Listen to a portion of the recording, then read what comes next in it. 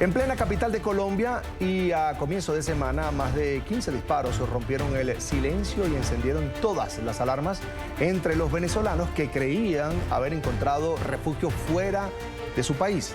Dos activistas defensores de derechos humanos perseguidos por el régimen de Nicolás Maduro fueron atacados a sangre fría.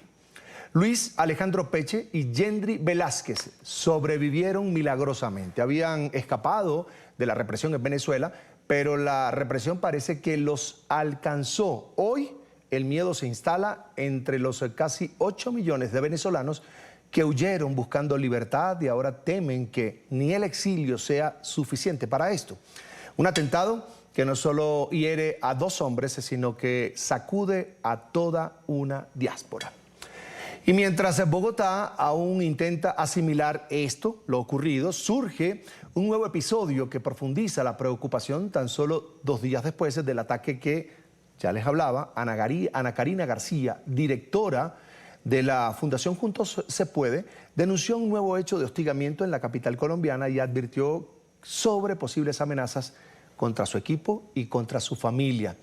En una publicación en la red social X, García informó que su asistente fue interceptada por 2 hombres venezolanos a pocas cuadras de su vivienda. El mensaje es claro y además aterrador. La persecución política parece estar cruzando fronteras.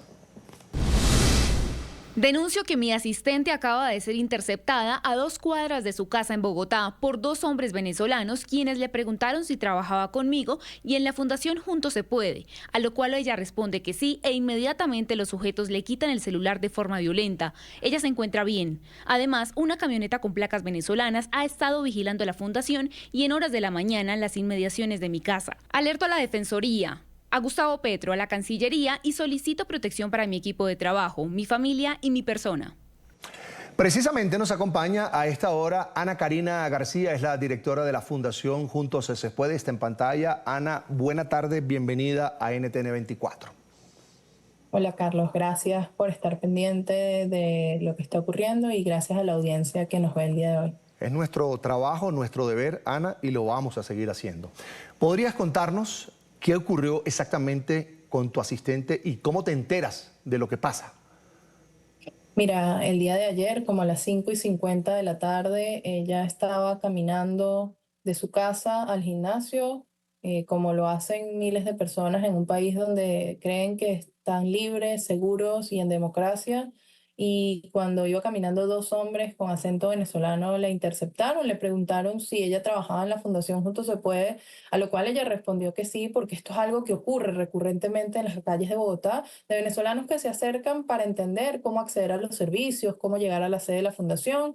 Ella les dice que les puede dar la dirección, que qué servicios están interesados, y ellos le empujan hacia un lado del andén y le empiezan a preguntar insistentemente si ella trabaja conmigo, si ella trabaja con Ana Karina García.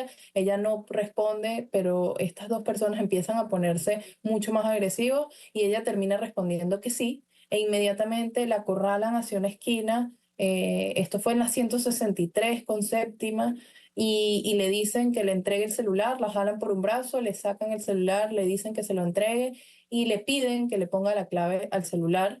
Y estas personas se llevan el celular. Ella inmediatamente corre a su casa, que queda muy cerca de ahí, y nos llama para decirnos que esto acaba de ocurrir. Nosotros teníamos protocolos de seguridad y cerramos las cuentas de redes sociales, porque bueno, en ese teléfono estaban mis cuentas de redes sociales, mi WhatsApp, mis cuentas bancarias, etcétera, y bloqueamos todo el sistema de seguridad y tomamos la decisión de denunciar. Y tomamos la decisión de denunciar porque el día lunes había habido un atentado directo contra 2 activistas y ahora esta situación nos genera una alerta cada día más alta a la seguridad de los defensores de derechos humanos y de los líderes políticos y periodistas que se encuentran buscando seguridad y protección en Colombia. Ana, este hecho se da tan solo 2 días después de otro ataque preocupante a 2 activistas venezolanos, defensores de derechos humanos.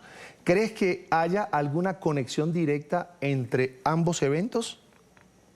Mira, yo hoy creo que hay unos patrones sistemáticos de persecución. Creo que el atentado, creo que este hecho, creo que el tema de las camionetas que rondaron nuestra organización y que rondaron mi casa el día de ayer con placas venezolanas, está todo conectado. Lamentablemente yo debo decir que esto me recuerda a los patrones de persecución. Además, Diosdado Cabello dijo el día de ayer que lo que había pasado con Luis y con Yendri era un crimen pasional. Y como muy bien sabe la audiencia de NTN, la verdad es que el régimen venezolano encuadra delitos que ellos mismos cometen en delitos comunes y tratan de hacer ver esto desde una perspectiva distinta. Hoy son 6 años de la muerte de Pipo, un dirigente de Petare, de Voluntad Popular, que fue asesinado por la dictadura y que trataron de incriminar esto como un crimen pasional. Entonces se repiten los patrones de persecución de la dictadura hoy en territorio colombiano. Anteriormente, antes de esto, ¿habían recibido ustedes en la Fundación amenazas o advertencias? ¿Cómo ha cambiado la situación de seguridad para ti, el equipo que te acompaña en la Fundación, desde que comenzaron a trabajar desde territorio colombiano? Mira, yo tengo 8 años viviendo en Colombia, la fundación tiene 6 años abierta en el mismo lugar y nunca habíamos tenido este tipo de situaciones ni ningún riesgo de seguridad en nuestra operación. Nosotros no tenemos ni siquiera un vigilante, un celador, porque la verdad es que la comunidad venezolana ha protegido a la organización en todo momento y el comportamiento cívico de los venezolanos nos ha llevado a que nunca habíamos necesitado protección para operar. Entonces yo creo que sí han cambiado las cosas, yo creo que las condiciones son otras, creo que es preocupante la narrativa del presidente Gustavo Petro en torno a lo que pasa en Venezuela, en torno a la disidencia venezolana. En su mensaje en X, el día del atentado, nunca hubo un rechazo al atentado, sino que deja más grises que luces cuando dice que hubo una reunión en Cúcuta, que se habla de una disidencia violenta y otra en paz, en qué nos está encuadrando, de qué está hablando que nosotros no estamos entendiendo. Y estas narrativas y estos discursos generan efectos, generan resultados y causan mucha más violencia en el territorio en función de estos discursos que no son discursos de paz. Mencionabas anteriormente que los agresores de tu asistente tenían acento venezolano. ¿Crees que esto apunta a una estrategia de persecución política transnacional? Sí, yo estoy convencida que esto hoy tiene que ver con la persecución política transnacional. Además, hoy ya hay más pruebas que dudas cuando Boric habla de que el asesinato del teniente Ojeda, tienen todas las pruebas de los vínculos entre Diosdado Cabello, el Tren de Aragua y la ejecución de ese asesinato.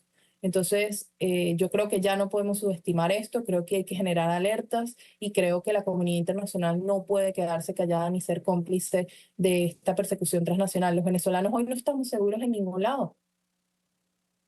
Ahora, Ana Karina, ¿ha recibido la Fundación, tú, tu equipo, apoyo, alguna respuesta por parte de las autoridades colombianas tras denunciar estos hechos?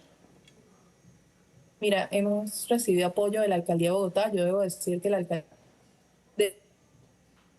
y todos estos días ha estado allí, nos ha acompañado, nos ha dado acompañamiento policial en la sede de la organización. Hemos tenido contacto con la Defensoría del Pueblo, quien ha oficiado a la UNP, quien ha oficiado a la Fiscalía, quien ha oficiado al Gobierno Nacional pidiendo protección y evaluación de una medida de riesgo para nosotros como equipo, pero también para la organización. Sin embargo, no hemos recibido respuesta de la Cancillería. Nosotros el día lunes, antes de estos hechos, habíamos hecho una solicitud muy clara. La primera, celeridad a los casos de las personas que están en solicitud de refugio que llegaron después del 28J, porque no tener la condición de refugio hace que estas personas sean más vulnerables a cualquier ataque. Dos, que se genere una medida de protección colectiva para los perseguidos políticos venezolanos en territorio colombiano. Tres, que se genere una medida de protección para las organizaciones para que podamos seguir operando. Y cuatro, que se haga una evaluación de riesgo de los perfiles y se haga una individualización de los casos para que se nos pueda prestar protección en territorio colombiano. Ana, la Fundación Juntos se Puede trabaja con población migrante en situación de vulnerabilidad. ¿Estos ataques crees que van a afectar el trabajo humanitario que ustedes realizan? ¿Han pensado en suspender, modificar operaciones por temas de seguridad?